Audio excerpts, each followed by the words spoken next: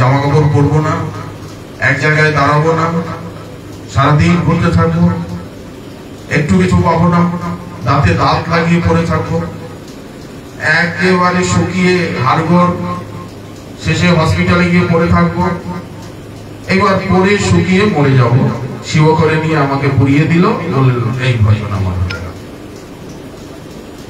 কিন্তু ভক্তি তো তা না। ভক্তির স্বরূপটা কি? ভক্তি তো আনন্দ দিয়ে গড়া, ভজন তো আনন্দ দিয়ে গড়া। ভক্তি কাকে বলে? বললেন লাদিনী সার সম্বিত সাররূপা ভক্তি। ভগবানের যে আনন্দিনী শক্তি লাদিনী, তার যে সার, আনন্দের সার। আর সঙ্গীত শক্তি বলতে জ্ঞান শক্তি, সেই জ্ঞান শক্তির সার। এই দুটোর মিলিতাবস্থার নাম ভক্তি।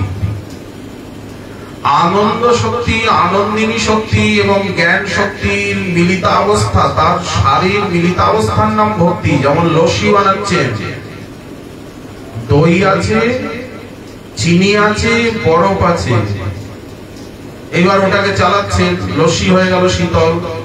হ্যাঁ, ওর মধ্যে একটু এলাচের গুঁড়ো আদি দিতে পারেন, সুগন্ধি দিতে পারেন, গোলাপ জল দিতে পারেন, আরো ভালো হবে।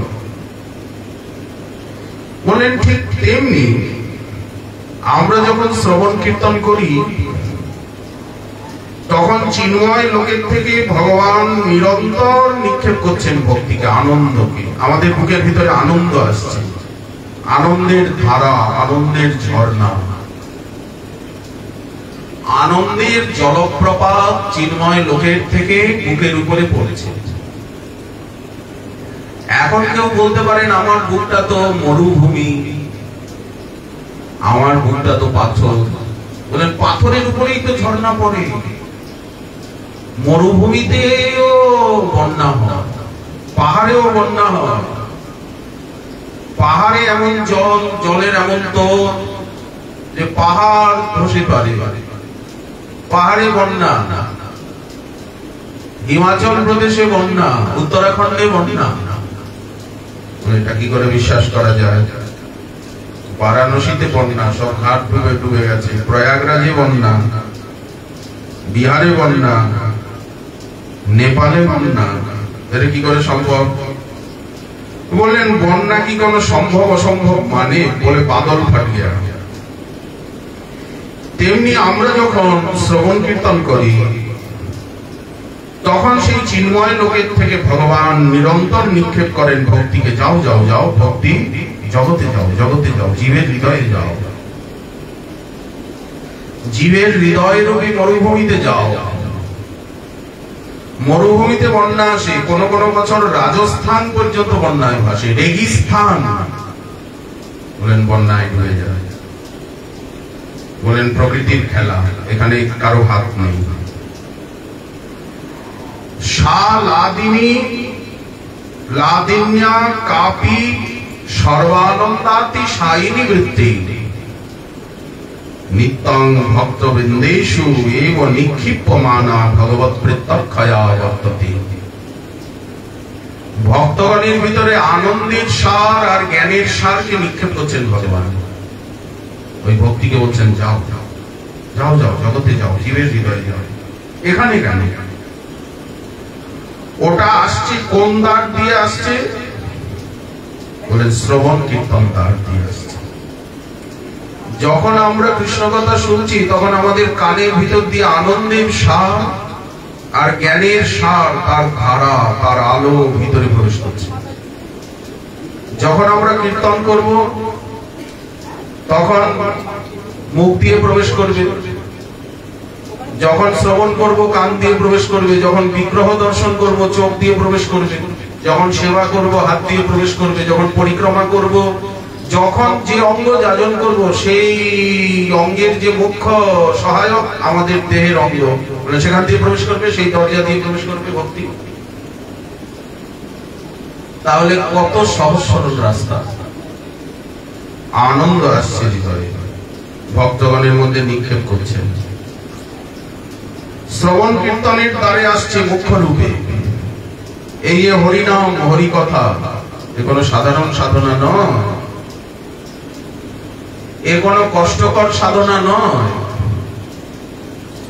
এতে এত আনন্দ, এত জ্ঞান, সঙ্গীতের বৃত্তি, জড়ীয় জগতের অক্ষর নয়। আপনি যে কীর্তন করছেন, এটা চিৎকার চেঁচামেচি নয়, জড়ীয় জগতের কোনো অক্ষর নয়, কোন সাধারণ কথাবার্তা বলছেন না। তাহলে হরিনাম হরিকথা সব চিন্ময় বস্তু, সম্বিত শক্তির সারবৃত্তি, সাক্ষাৎ ভগবানের স্বরূপ, কথা রূপে নাম রূপে উনি ধরা দিয়েছেন, মন্ত্র রূপে ধরা দিয়েছেন, ধাম রূপে ধরা দিয়েছেন, বিগ্রহ রূপে ধরা দিয়েছেন, শ্রী গুরু বৈষ্ণব রূপে ধরা দিয়েছেন। শ্রী গুরু বৈষ্ণব সেই ভক্তি গঙ্গার ভগীরথ। ভগীরথ যেমন আগে আগে শঙ্খ বাজিয়ে বাজিয়ে যাচ্ছে, গঙ্গা পেছনে পেছনে যাচ্ছে ভগীরথকে লক্ষ্য করে। ভগীরথের সাধনায় এসেছেন গঙ্গা মর্তে, মহাদেবের জটাজাল থেকে গোমুখ হয়ে, যেমন আমাদের হিমালয়ের কূপ চিরে ঋষিকেশ হয়ে হরিদ্বার হয়ে গঙ্গা আমাদের কাছে এসেছে। এখান থেকে কাছেই গঙ্গা। আপনারা ভাবছেন এখান থেকে গঙ্গা দূরে, গঙ্গা দূরে না।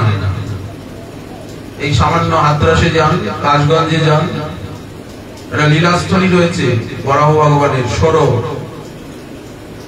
কাশগঞ্জ বলে, শহরটার নাম কাশগঞ্জ, লীলাস্থলীর নাম সরো, শুকর ক্ষেত্র।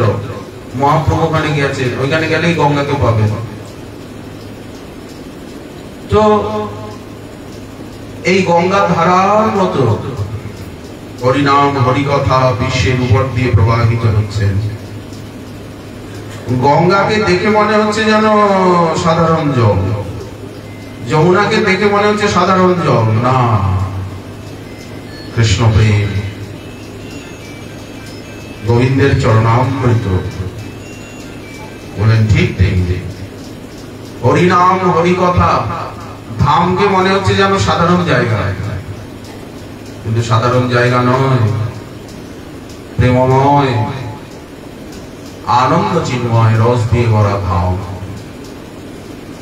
তো হরিকথা হরিনাম হরিসেবা হরিভক্ত, যতদূর ভক্তি মহারানীর সম্পর্ক ততদূর সব চিন্ময় অপ্রাকৃত দিব্য আনন্দময় জ্ঞানময় এবং লাদিনী সঙ্গীত শক্তির বৃত্তি সর্বত্র ছড়ানো। সাক্ষাৎ ভগবানের স্বরূপ। ভগবান নিজেকে এত রূপে বিছিয়ে রেখেছেন। এই যে অনুভূতি, এই যে দৃঢ় বিশ্বাস, একেই শ্রদ্ধা বলা হয়। এটাই ভক্তি লাভের যোগ্যতা। এই বিশ্বাসটুকু যদি লাভ হলো, তাহলে সাধন পথ অতি সহজ সরল আনন্দময় সুগম হয়ে গেল। মহাজন বলেন যে ভগবান তো আনন্দ স্বরূপ, উনি রসস্বরূপ। এই জন্য তার কথায় এত রস, তার নামে এত রস, তার সেবায় এত রস, তার ধামে এত রস, তার ভক্তের কাছে যেন রসের খনি রয়েছে। হরিনাম হরিকথায় সেই রসরূপতার অভিব্যক্তি। তাকে পেতে চাও, তার কথাকে ধরো, তার নামকে ধরো, ধামকে ধরো, ভক্তকে ধরো। এই যে শ্রবণ কীর্তনাদি প্রত্যেকটি অঙ্গ, আপনি শ্রবণ করুন, কীর্তন করুন, অর্চন করুন, বন্দন করুন, প্রত্যেকটা অঙ্গ আনন্দ দিয়ে গড়া। একটুও কষ্ট নেই, একটুও দুঃখ নেই, কোথায় অভাব নেই, ব্যথা নেই, বেদনা নেই, শুধু আস্বাদন আস্বাদন, আনন্দ আনন্দ। এখানে কোনো কঠোর সাধনার প্রশ্নই নেই, আর সাধনায় কোনো ক্লেশ নেই, কোনো দুঃখ নেই। মহাজন বললেন এ তো অমৃতের ধারা, ভগবানকে পাওয়া তো অতি সহজ। তার কথাকে ধরুন, তার কথা শুনুন বসে বসে, তার কথা বলুন, যিনি বলতে জানেন উনি বলুন, যিনি গাইতে জানেন উনি গান, যিনি বাজাতে জানেন তিনি বাজান, যিনি সেবা করতে জানেন তিনি সেবা করুন, যিনি যা জানেন যেখানে আছেন সেখান থেকে হাঁটতে আরম্ভ করুন, পরিক্রমা আরম্ভ করুন। রাধাকুণ্ডের থেকেই যে গিরিরাজ পরিক্রমা আরম্ভ হয় তা নয়, গিরিরাজের যিনি যেখানে আছেন সেখান থেকে পরিক্রমা আরম্ভ করুন। 84 কোষ পরিক্রমা সাধারণত নিয়ম মথুরার ভূতেশ্বরের থেকে আরম্ভ করা হয়। বলেন যিনি যদি কেউ বর্ষানে থাকে ওখান থেকে কেউ আরম্ভ করে, কাম্যবনের থেকে আরম্ভ করে, গোকুল মহাবনের থেকে আরম্ভ করে, আপত্তি আছে কি? বলেন কোনো আপত্তি নেই। যিনি যেখানে আছেন সেখান থেকে আরম্ভ করতে পারেন, আবার সেইখানে গিয়ে উপস্থিত হলেই হলো। বলেন ঠিক ঠিক। যার যে অঙ্গ ভালো লাগে, কারো শ্রবণ ভালো লাগে, কারো কীর্তন ভালো লাগে, কারো অর্চন ভালো লাগে, যার যে অঙ্গ ভালো লাগে বলেন সেই অঙ্গ ধরে এগোন। কৃষ্ণ প্রেম কৃষ্ণ দিতে ধরে মহাশক্তি, প্রত্যেকটা অঙ্গই মহাশক্তি ধরে। কিন্তু শ্রবণাঙ্গ অতি সহজ সরল, কীর্তন করতে তাও পরিশ্রম লাগে, সুরতাল জানার দরকার হয়, একদম বেসুরে বেতালে মানায় না। কলকর্তাল যদি বেসুরে বেতালে খচর মচর করে তাহলে অনেক সময় রাগ হয়, কষ্টও হয়। দেখো সুরটা হচ্ছে না, বাউল সুরে ধরে দিয়েছে গান, করতাল হচ্ছে না, খোল ঠিক পাচ্ছে না। কিন্তু শ্রবণাঙ্গ এখানে কোনো পরিশ্রম নেই, শুধু আপনি বসে বসে শোনেন, শুনতে শুনতে এত আনন্দ হয় যে অনেক সময় ঝিমুনি এসে যায়। বলে ঝিমুনিটা কেন আসে?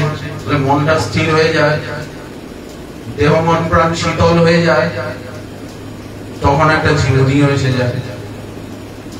আসুক কোনো চিন্তা নেই, ঝিমোচ্ছেন ঝিমন, যতটা কানে গেল গেল, না গেল না গেল, মাথার উপর দিয়ে চলে গেল, কিছু তো গেল। এত সহজ সরল অঙ্গ, প্রেম হবেই হবে, ভগবানকে পাবেনই পাবেন। এই জন্য আনুষঙ্গিক ভাবে সবকিছু হয়ে যাবে, কোনো চেষ্টা করতে হবে না। রূপ গোস্বামী লিখছেন, মূলোৎখাত বিধায়িনী ভবতর কৃষ্ণান্ন তৃষ্ণাক্ষয়া খেলদ্ভি মুনিচক্রবাক নিচয়ৈরাচম্যমাণামুঃ কর্ণানন্দি কলস্বনা বহতু মে জিহ্বা তটি প্রাঙ্গণে ঘূর্ণোত্তুঙ্গ রসাবলী তব কথা পীযূষ কল্লোলিনী। প্রভু তোমার কথা যেন অমৃতের তরঙ্গিনী, অমৃতের নদী বইছে। এই যে গোবিন্দের জন্মলীলা কথা, এই যে গোবিন্দের নন্দ মহোৎসব কথা, মথুরার কংস কারাগারের কথা, জন্মাষ্টমী লীলা কথা, নন্দোৎসব লীলা কথা, যেভাবে বলুন না কেন, বললেন পীযূষ কল্লোলিনী, যেন অমৃতের নদী। এত ভালো লাগে শুনতে, বলতে এত ভালো লাগে, মনে হয় যদি বলার সুযোগ পেতাম, শোনার সুযোগ পেতাম। শত শত তার উৎস এই হরি কথা। এই আস্বাদনের কোনো তুলনা নেই, এই আস্বাদনের কোনো দৃষ্টান্ত নেই। এত আস্বাদনের ধারা মহাজনের দ্বারা, মহাজন যারা তারা আস্বাদন করেছেন, তারা বলেছেন আমাদের কথা নয়, প্রভু তোমার কথা অমৃতময়, অমৃতময়ী। শত শত অমৃতের উৎসব চারিদিকে চলছে। তরঙ্গিনী নদী যে পথে যায়, গঙ্গার ভাঙনে কত কত গ্রাম নিশ্চিহ্ন হয়ে যাচ্ছে। গঙ্গার তীরে একটা গ্রাম ছিল বিহারের আরা জেলায়, সেই গ্রামটায় প্রায় 300-র উপরে ঘর, গঙ্গার ভাঙনে সব ঘরগুলো শেষ হয়ে গেছে। বাঁধ ভেঙে যাচ্ছে, গাছপালা মুহূর্তের মধ্যে গাছপালা গঙ্গায় অদৃশ্য হয়ে যাচ্ছে। গঙ্গার পাড়ের যত গাছগুলো, বড় বড় বট গাছ, অশ্বত্থ গাছ, বলে মুহূর্তে পড়ে গেল, বড় বড় বাড়ি পড়ে গেল, ব্রিজ ভেঙে গেল। বন্যা হলে এরকম হয় না? বলেন ঠিক তেমনি এই যে হরি কথা, এই তরঙ্গিনী যে পথ দিয়ে বয়ে যায়, সেই পথে যত বৃক্ষ থাকে ওই প্রবাহ বৃক্ষকে উৎপাটিত করে ফেলে দেয়। বলেন হরি কথা তেমনি আমাদের ভবতরুর সংসার তরুর মূলোৎখাত বিধায়িনী। আমাদের যে দেহের প্রতি আবেশ, জগতের প্রতি আবেশ, এই আবেশটাকেই নষ্ট করে দিল, দেহটাকে নষ্ট করে দিল। দেহটা আর নাই, দেহটা নষ্ট হয়ে গেছে। দেহ যদি না থাকে তাহলে ক্ষুধা তৃষ্ণা কার থাকবে, অভাব অভিযোগ কার থাকবে? দেহটাই নষ্ট হয়ে গেল, ড্যামেজ হয়ে গেল, ডেস্ট্রয় হয়ে গেল। দেহটা ড্যামেজ হয়ে গেল, কোথায় চলে গেল দেহটা? বলে দেহটা হারিয়ে যায়। এখানে যে এত বড় গ্রাম ছিল, এত গাছপালা ছিল, মন্দির ছিল, বলে বলে সব গঙ্গার ভাঙনে তলিয়ে গেছে, সব গঙ্গায় ভেঙে নিয়ে চলে গেছে। গ্রামকে গ্রাম ভেঙে নিয়ে যায় গঙ্গা, পদ্মা, মেঘনা, যমুনা। বলেন ঠিক নেই? যেই পথ দিয়ে বইবে সংসার আর থাকবে না, এই কথা শুনলেন। যদি একবার গোবিন্দের কথা শুনলেন, রাধারানীর কথা শুনলেন, আপনার সংসার থাকবে না, সংসার চুল হয়ে গেল। সর্বনাশ, তাহলে তো শুনতে নেই। কেন সংসার থাকবে না? রঘু গোস্বামী পাদ বলেন, আপনি বৃন্দাবনে এসেছেন, গোবিন্দকে যদি দর্শন করেন, কেশী তীর্থের নিকটে আছেন, কেশী ঘাটের নিকটে, গোবিন্দকে দর্শন করলে কিন্তু আর আপনার সংসার থাকবে না। ও কম করে আপনার হাত ধরে নেবে। ও এমনই ছেলে, সৌন্দর্য মাধুর্য দিয়ে ওই মুখখানা যদি একবার দেখেন, আপনাকেও ধরে ফেলবে, আপনাকে আর সংসার করতে দেবে না, সংসারের থেকে টেনে বাইরে নিয়ে আসবে। তখন মনে হবে আমি হাজার কষ্ট হোক বৃন্দাবনেই পড়ে থাকবো, নিত্য গোবিন্দকে দেখতে, গোবিন্দের কথা শুনবো, গোবিন্দের নাম নেব, গোবিন্দের ভক্তের সঙ্গে করবো, যা হবার হবে। কৃষ্ণান্ন তৃষ্ণাক্ষয়া, নদীর নির্মল জল পান করলে তৃষ্ণা নাশ হয়, কিন্তু এই যে তোমার লীলা কথারূপী অমৃতের তরঙ্গিনী, এটি যারা কর্ণপুট দিয়ে পান করতে হয়। এটা মুখে পান হয় না, এটা কান দিয়ে। আচ্ছা, কানে তো শ্রবণ হয়, কানে তো পান হয় না। কেউ কান দিয়ে জল পান করে, তা তো কান দিয়ে পান করে না। তরল জিনিস তো মুখ দিয়েই পান করতে হয়। বলেন এই হরি কথা শব্দ ব্রহ্ম রূপিণী, এই জন্য কর্ণদ্বার দিয়ে পান করতে হয়। আর যেই যত পান করা যায়, অন্য কামনা বাসনা সব দূরে চলে যায়। দেহাবেশ যায় রে দূরে, স্বরূপাবেশ জাগে, কৃষ্ণ দাস স্বভাব জাগে, দাস ভাব জাগে অন্তরে। কৃষ্ণ ছাড়া অন্য তৃষ্ণা গেল, কৃষ্ণ তৃষ্ণা বাড়ায় আর অন্য তৃষ্ণাকে নাশ করে এই অমৃতের তরঙ্গিনী জল। প্রভু সাধকগণ শ্রবণ করেন, আমাদের মনে হয় এটা সাধনা, কারণ সাধকরা শ্রবণ করছে, তাহলে এটা সাধনা। সাধকরা যা করেন তাই তো সাধনা, উপাসনা, আরাধনা, ভজনা। তাহলে এটা সাধনা হলো প্রভু? বলে না না, সাধনা নয়, এটা সিদ্ধি। হরিনাম সংকীর্তনকে সাধনাও বলা হচ্ছে, সাধ্যও বলা হচ্ছে, সিদ্ধিও বলা হচ্ছে, প্রাপ্তিও বলা হচ্ছে। বলেন তেমনি হরিনাম, হরিকথা শ্রবণ, এটা সাধনা খালি নয়, এটা সিদ্ধিও বটে, পরম প্রাপ্তিও বটে। খেলদ্রি মুনিচক্রবাক নিচয়ৈরাচম্যমাণাম। আচ্ছা, এরা তো নিত্য সিদ্ধ, এরা তো ভগবানের সপ্তাহেশ অবতার, এদের তো কোনো বন্ধন নেই, চিরমুক্ত। দেবর্ষি নারদ, সুখদেব, ব্যাসদেব, সনক সনন্দন, সনাতন, সনত কুমার, এই সমস্ত মুনি ঋষি যারা সুখদেবের সভায় শুনছেন, নৈমিষারণ্যে শুনছেন, সৌনকাদি ঋষিবৃন্দ, এরা তো সব জীবন মুক্ত। মরিচি, অত্রি, পুলস্ত, পুলহ, ক্রতু, ভৃগু, অঙ্গিরা, বশিষ্ঠ, নারদ আদি, তারা যে সবসময় শ্রবণ করছেন, সবসময় বর্ণন করছেন, চতুর্শন বর্ণনা করছেন। বললেন কেন বর্ণনা করেন? বললেন তারা তো চক্রবাক না, তারা না রাজহংস, রাজমরাল। এই অমৃতের তরঙ্গিনীতে ওরা চক্রবাকের মতো রাজহংসের মতো সবসময় সাঁতার কাটছে, আচমন করছে। হাঁসগুলো দেখবেন জল পেলে জল ছাড়ে না, জলের পাড়েই থাকে, একটু পরে পরেই জলে নামে, জলে ডুব দেয়, জল পান করে। বলে ঠিক আচম্যমানম রাজহংসের মতো আচমন করছে, সাঁতার কাটছে অবিরত এই প্রবাহে। আচ্ছা, এদের কি আর অন্য কোনো কাজ নেই? শুকদেবের, ব্যাসদেবের, তারপরে সনকাদির, এদের কি আর কোনো কাজ নেই? শ্রীমান মহাদেবের আর কোনো কাজ নেই? ব্রহ্মার কি আর কোনো কাজ নেই? পার্বতী দেবীর আর কোনো কাজ নেই? বলেন দিনরাত কৈলাসে বসে শুধু প্রশ্ন করছেন আর মহাদেব বলছেন, উত্তর দিচ্ছেন। কেন? এনাদের কি কোনো কাজকর্ম নেই? ব্রহ্মাকে দিনরাত প্রশ্ন করছে, ব্রহ্মা হরিকথা বলছেন, সবসময় এই বলছেন আর শুনছেন, বলেন আর শোনেন, বলেন আর শোনেন, বলেন আর শোনেন। কোনো কাজকর্ম নাই আপনাদের? শুকদেবের কি কোনো কাজকর্ম নেই? ব্যাসদেবের কোনো কাজকর্ম নেই? দেবর্ষি নারদের কোনো কাজকর্ম নেই? ওনারা কি অকম্মার ঢেকি? বলেন না, তারা জানেন যে এটাই হচ্ছে পরম কর্তব্য, এটাই পরম ধর্ম, এটাই পরম সাধনা, এটাই পরম সিদ্ধি, বলা এবং শোনা। আচম্যমানম।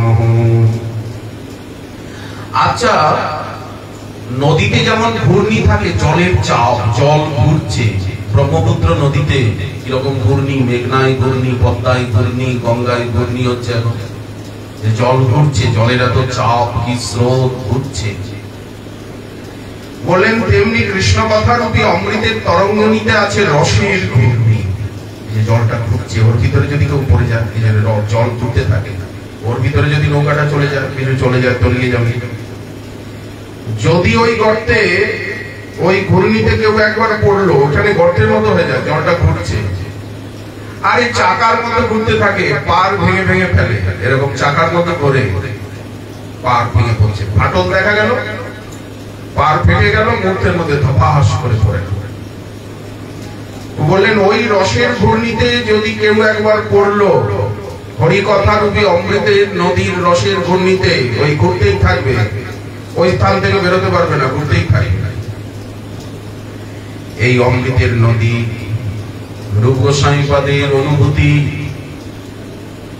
সনাতন গোস্বামী পাদ হরিভক্তি বিলাসে বললেন যে এই যে সাধনা, হরিনাম, হরিকথা, সাধন ভক্তি, তো আনন্দ দিয়ে গড়া। কে আপনাকে বললো রাস্তা কঠিন? কে বললো যে কঠোরতাই ভক্তি? ভজন করতে গেলে অনেক কঠোর হতে হবে, অনেক পরিশ্রম করতে হবে, এমন তো কথা কোথায় নেই। বসে বসে শুনুন, সংকীর্তন করুন, কিছু যদি না পারেন চুপচাপ বসে বসে শুনুন, ঘুমাতে ঘুমাতে শুনুন, বালিশে হেলান দিয়েই শুনুন। কি করবো, বসতে পারি না, এখন এমন কোমর ব্যথা করে, এরকম বসতে পারি না, বলে যেভাবে পারুন শুনতে থাকুন হরিনাম, হরিকথা, কানে তো যা হয়ে গেল। ভক্তির যা নিখিলার্থ বর্গ জননী, ইয়া ব্রহ্ম সাক্ষাৎ কৃতের আনন্দাতিশয় প্রদা, বিষয়জাত সৌখ্যাত বিমুক্তির জয়া, শ্রী রাধা রমণ পদাম্বুজ যুগম যস্যা মহানাশ্রয়ঃ, ইয়া কার্যা ব্রজলকবৎ গুরুতর প্রেম্নৈব তস্मै নমঃ। ভক্তি সমস্ত পুরুষার্থ প্রশ্ন, সবকিছু দেবে, ধর্ম দেবে, অর্থ দেবে, কামনা পূর্ণ করবে, মুক্তি দেবে, সবকিছু দেবে। দেখুন ভজন করে টাকা পয়সা আসে কি? বস্তা বস্তা টাকা আসে। টাকার অভাব থাকবে? খাদ্যের অভাব থাকবে কি? কোনো অভাব থাকবে না। বাড়ি ঘরের অভাব থাকবে? আমরা যখন ধামে এসেছিলাম তখন খালি হাতে এসেছিলাম, কিছু আমাদের ছিল না, একটা পরার কাপড়ও ছিল না, কোনো খাদ্য ছিল না, কোনো টাকা ছিল না। গুরু পূর্ণিমার দিন গুরুদেবকে মালা পরাবো, ফুল ছিল না, কিছু ছিল না, একটা মালাও ঠিক মতো জোগাড় করতে পারিনি। 2 টাকা যে দক্ষিণা দেব প্রণাম করে সেই ক্ষমতাও ছিল না। সবার ক্ষেত্রেই এক কথা, শুধু আমার ক্ষেত্র বলে নয়, কার কি ছিল, খালি হাতেই এখানে সবাই এসেছিল, আজ সকলের হাত ভরে গেছে। এটা ধামের প্রভাব, ভক্তির আনুষঙ্গিক ফল, ভজনের ফল। ধামে পড়ে থেকে দেখুন ধাম কত করুণাময়, সমস্ত অভাব দূর করে দিয়ে স্বভাব জাগিয়ে দেবে, কৃষ্ণদাস স্বভাব জেগে যাবে। ভগবান বলছেন আমার চরণে যার ভক্তি হয়, কোন পুরুষার্থ চতুর্বর্গ কোন কিছু পেতে তার অভাব থাকে না, সে যা চাইবে তাই পাবে। যদি কেউ আমার কথা বলে, আমার নাম করে, আমার সেবা করে, আমার ভক্তের সঙ্গ করে, আমার ধামে বাস করে, সে যা চাইবে, ভালো চাক মন্দ চাক, ন্যায় চাক অন্যায় চাক, সেটা আমি বুঝবো। আমি বুঝবো আমার ভক্ত কি চায়, কি করে, আমি তাকে কি দেব, কতটা দেব, কিন্তু আমি দেবই দেব। ভক্ত বাঞ্ছা পূর্তি বিনা কৃষ্ণের নাহি অন্য কৃত্য। কেউ যদি দুরাচারী হয়, বলে আমি তাকে শুদ্ধ করব, আমার ভক্তির শক্তি, আমি তাকে তাড়াতাড়ি ক্ষিপ্রাং ভবতি ধর্মাত্মা শস্য শান্তিং নিগচ্ছতি কন্তে অপ্রতিজানিহি নমে ভক্ত প্রণশ্যতি। আমার ভক্তির স্খলন পতন নাই, বিনাশ নাই। চিত্রকেতু বিদ্রাসুর হয়ে জন্মালো, কিন্তু ভক্তি বেড়ে গেল। মহারাজ ইন্দ্রদ্যুম্ন গজরাজ হয়ে জন্মালো, ক্ষীরসাগরের ভিতরে হাতি হয়ে জন্মিয়েছে। যেখানে বিষ্ণু ধাম, যেখানে দেবতাদের উদ্যান, সেইখানে হাতি হয়েছে। ভগবান তাকে দর্শন দিলেন কিনা, কৃপা করলেন কিনা গজরাজকে, গজেন্দ্র মোক্ষণ? তাহলে অপরাধ করেছিল, অজগর হয়ে জন্মালো। শ্রীকৃষ্ণ এই শিবরাত্রির ব্রতে ওই অম্বিকা বনে মথুরায়, এখন গায়ত্রী তপভূমি, সেই লীলাস্থলী, সরস্বতী কুণ্ড, সরস্বতী নদী, অম্বিকা দেবী, গোকর্ণ মহাদেব অজগরের উপরে চরণ দিলেন, বাম চরণ, সে ধন্য কৃতার্থ হয়ে গেল। তাহলে আমার ভক্তের স্খলন পতন নাই। আপাতত দৃষ্টিতে মনে হয় যেন আমার ভক্ত পড়ে গেল, তখন সেই ভক্তকে ছুটে গিয়ে আমি কোলে কোলে তুলি। এই জন্য ভক্তি, হরিভক্তি যেই কালে করে আগমন, সেই কালে আইসে যত বিদ্যাগণ, সর্ব মহাগুণগণ বৈষ্ণব শরীরে, কৃষ্ণের যতিক গুণ ভক্তেতে সংসারে। তাহলে সবকিছু ভক্ত পেয়ে যাবে। আচ্ছা, কারো একটু বিষয় সুখের প্রতি আসক্তি আছে, বলে কোনো দোষ নাই, থাক। আমার একটু রসগোল্লা পেতে ভালো লাগে, একটু খাওয়া দাওয়া একটু ভালো লাগে, একটু ঘুমোতে ভালো লাগে, বলেন কোনো চিন্তা নেই, ভোগ লাগিয়ে পান, ভালো করে কিনে নিয়ে আসুন, ভালো ভালো মিষ্টি কিনে নিয়ে আসুন। এখানে তো পাওয়া যায় না, গোবর্ধন থেকে আনুন, রবীন্দ্রাম থেকে আনুন, ভালো করে ভোগ লাগান।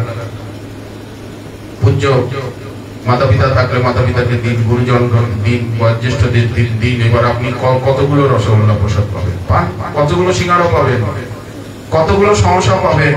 দেখবেন সমস্যা যাতে না হয়, কোনো সমস্যা দিয়ে সমস্যার সৃষ্টি না হয়। যত পাবেন পান, প্রসাদ পান, অপ্রসাদই পাবেন না, প্রসাদ পান। ধীরে ধীরে দেখবেন পরিবারে জিহ্বা জয়, সব প্রসাদ অন্ন দিলা ভাই, সেই অন্নামৃত পাও, রাধা কৃষ্ণ গুণ দাও, প্রেমে ডাকো চৈতন্য নিতাই। আরে আগের দিনে এরকম ছিল জানেন, 40টা 50টা মালপোয়া একজনে পেয়ে নিত, এক বালতি। বলে কি আমি এক বালতি ক্ষীর পেতে পারতাম, এক বালতি। এখনো লোকে গল্প করবে, বলে যে 100টা লাড্ডু খেয়েছি, 50টা রসগোল্লা খেয়েছি, একবারে 1 কেজি ঘি গুঁড়া দিয়ে পান করে নিতাম, ঘি গুঁড়া খেয়ে নিতাম। তাহলে তারা কি ভগবানকে পাননি? নিশ্চয়ই পেয়েছে। তো যদি বিষয় বাসনা থাকে, বললেন বিষয় বাসনার থেকে চিত্তকে মুক্ত করে দেবে, ধীরে ধীরে ধীরে ধীরে চলে যাবে বিষয় অজাত সখ্যাত বিমুক্তির জয়া। কিন্তু হরি কথাকে ছাড়বেন না, হরিনামকে ছাড়বেন না, ধামকে ছাড়বেন না, গুরু বৈষ্ণবকে ছাড়বেন না। ধরে রাখবেন, শক্ত করে ধরে রাখবেন। নৌকার থেকে নামবেন না, কিন্তু জলের স্রোতে নামবেন না, নৌকায় বসে থাকুন। আরে মাঝি দেখবে নৌকা ডুববে, কি হবে? ব্রহ্মানন্দ অপেক্ষাও অতি গুরুতর। কৃষ্ণ নামে যে সুধা সিন্ধু আস্বাদন, কৃষ্ণ কথায় যে সুধা সিন্ধু আস্বাদন, ব্রহ্মানন্দ তার আগে খাতদর্শন। যা কার্যা প্রজলৌকবৎ গুরুতর প্রেম নৈব তস্मै নমঃ তস্मै নমঃ।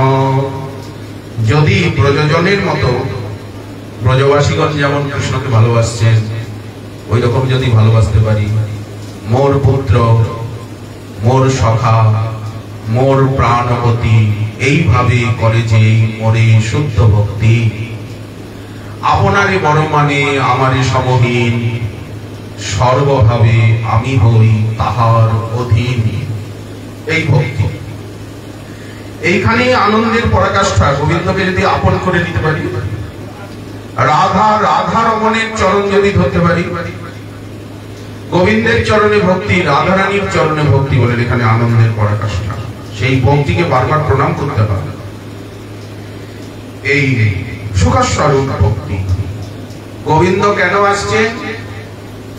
আত্মা রামান মধুর চরিত এই কবিকর্ণপুর আনন্দ বৃন্দাবন চম্পুতে কৃষ্ণ অবতারের কয়েকটি কারণ বর্ণনা করছে।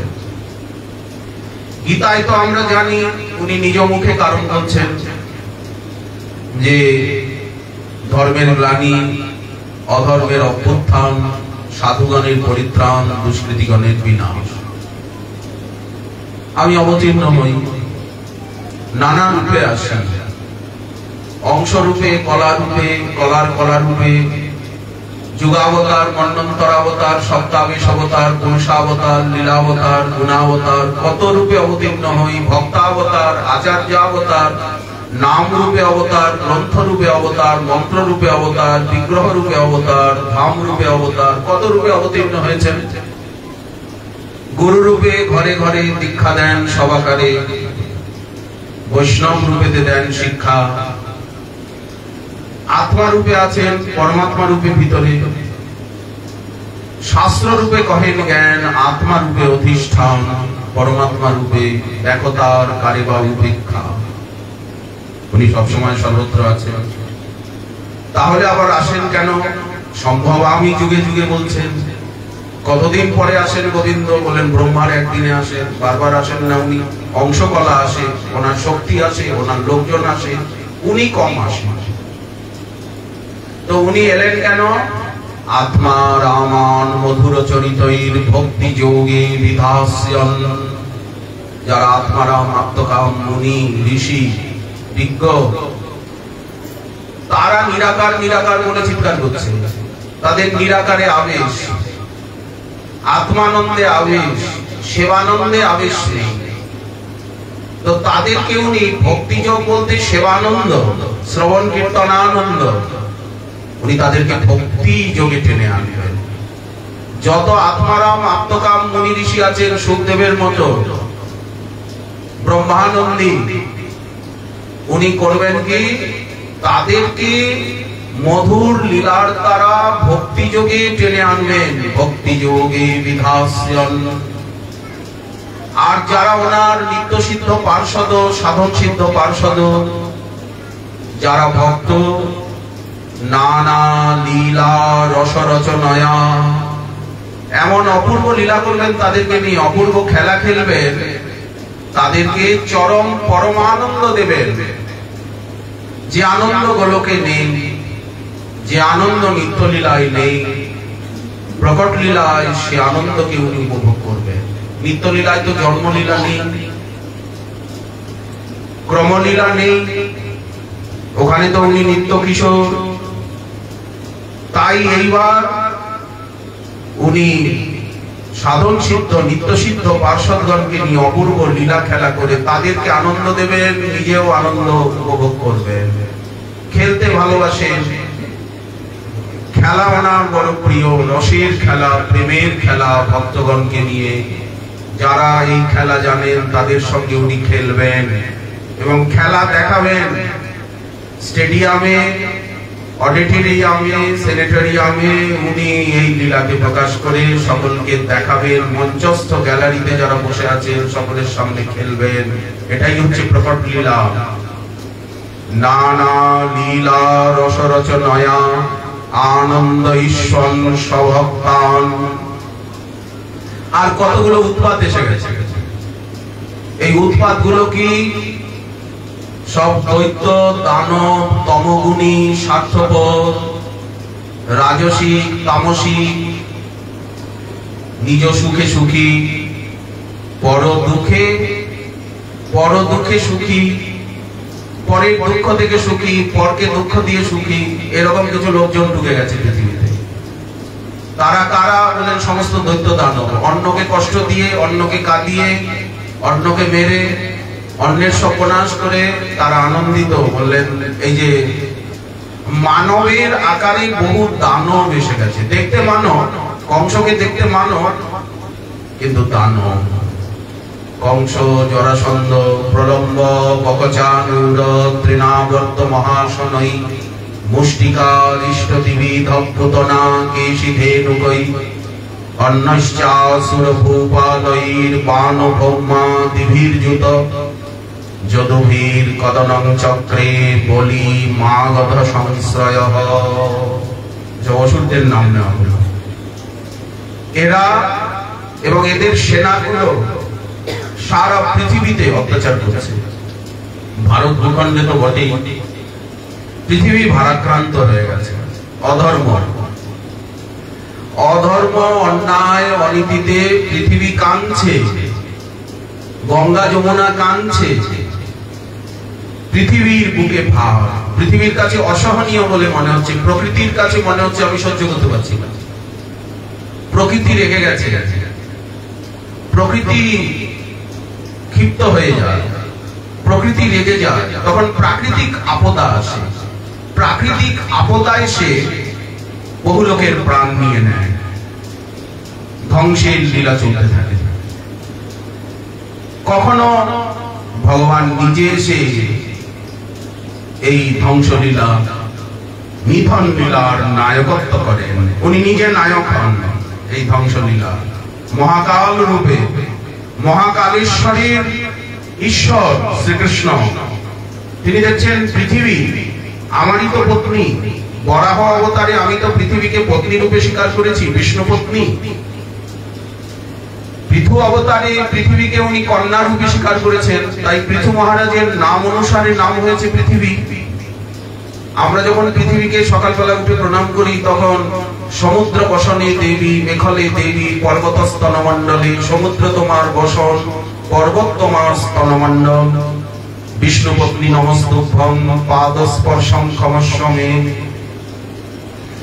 আধার শক্তি তো শ্রীভূ লীলা, ভূ শক্তি।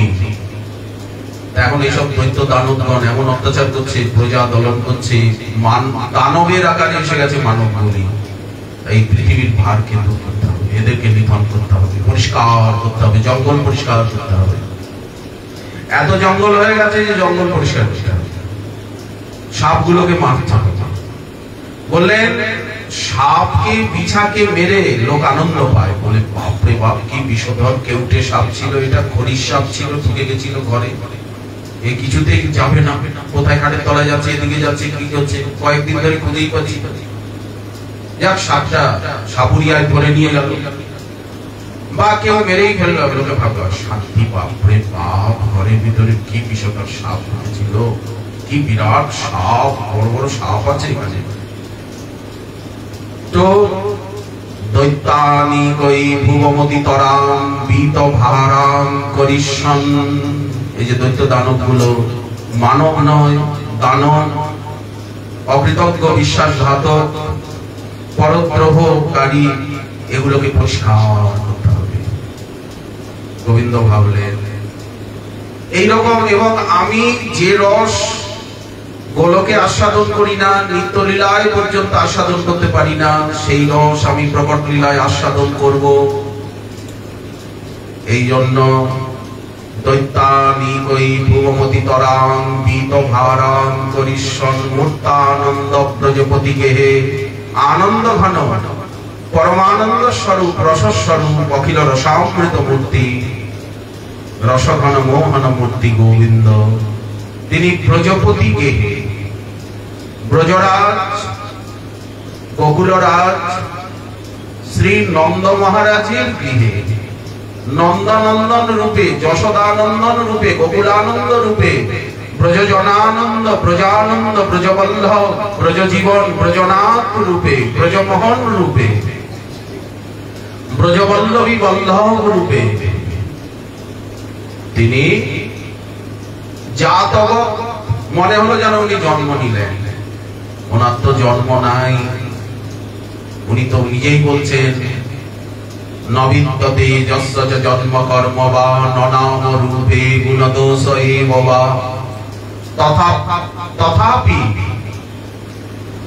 আমি জগৎ কল্যাণের জন্য তানি অনুকাল মৃচ্ছতি, তথাপি আমি কোনো জন্ম নিই, আমার কোনো কর্ম নাই অর্জুন, তাও আমি সবসময় কর্ম করি।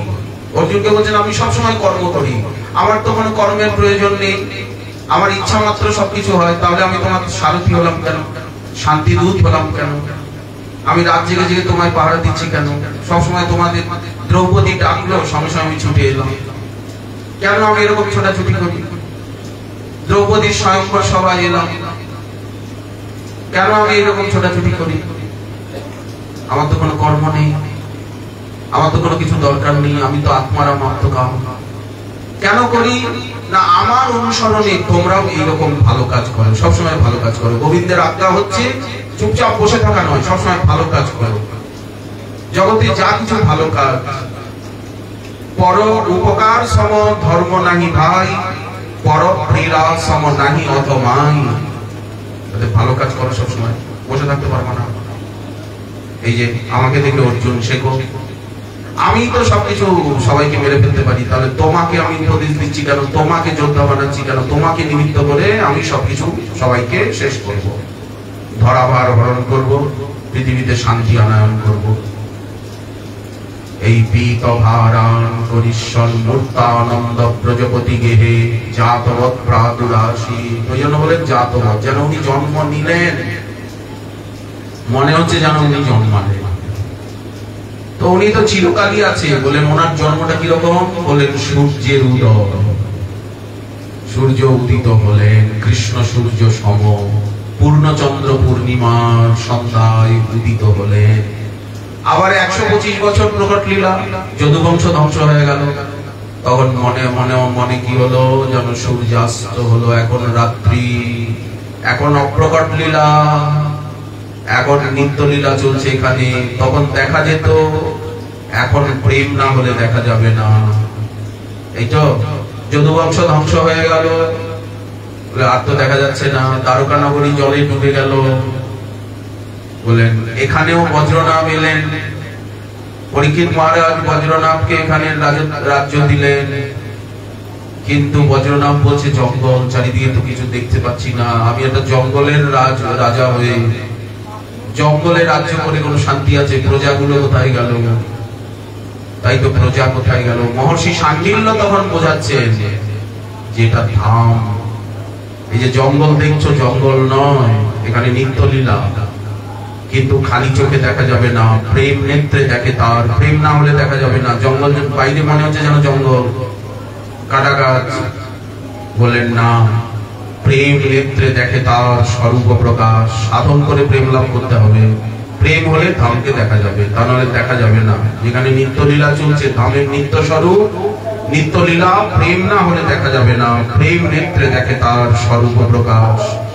গোপ গোপী সঙ্গে যাহা কৃষ্ণের অভিলাষ, আত্মা রামান মধুর চরিতৈর ভক্তি যোগে বিধাস্যন, নানা লীলা রস রচনয়া আনন্দ ঈশ্বর সভক্তান, এবং দৈত্যানিকৈ ভুবমতি তরাম পীত ভারাং করিষ্যন মূর্তানন্দ ব্রজপতি গেহে।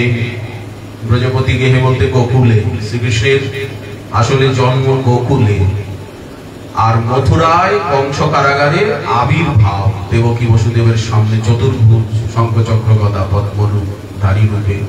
এই জন্য কবি কর্ণপুর আনন্দ বৃন্দাবন চম্বুতে লিখছেন মূর্তানন্দ ব্রজপতি গেহে যাদবৎ প্রাদুরাসী।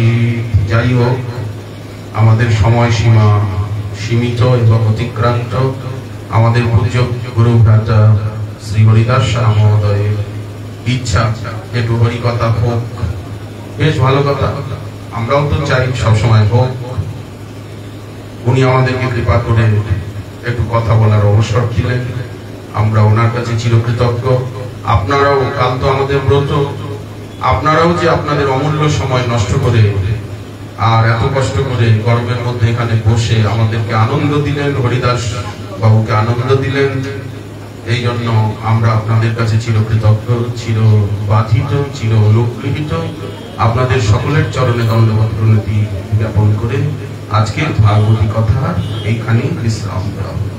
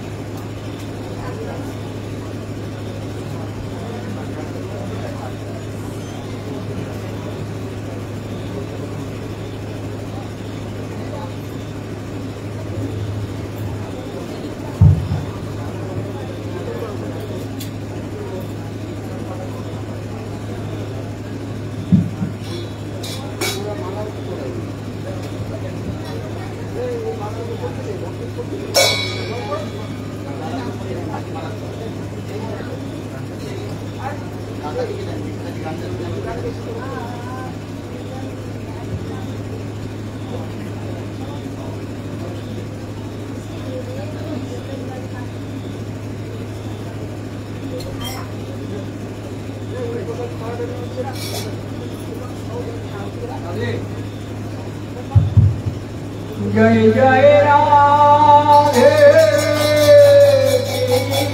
कृष्ण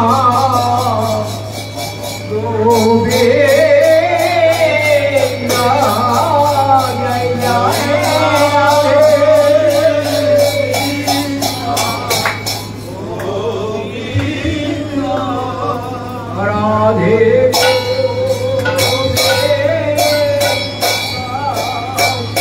राधे